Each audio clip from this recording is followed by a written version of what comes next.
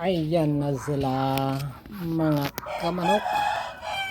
Yan, na puro tandang na siya, nakalaya na sila. Yan.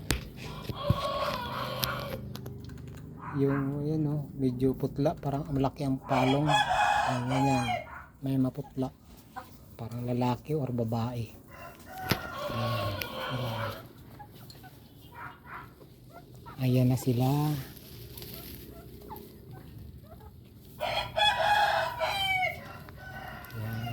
Hiniwalay ko na silang tag-anim sila na puro babae. Ayan na, oh. Yan ang kanilang kwarto, kanya-kanya na silang kwarto.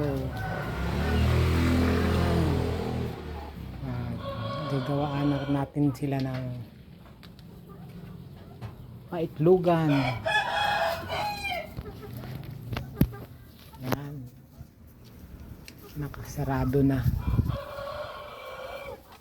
Yan ang kanilang pakaunan. Dati dami kong sugat dahil sa loob pa ilagay ang pagkain nila.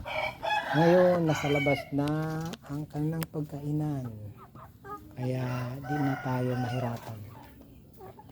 Ayan po ang ating mini chicken farm. Yan.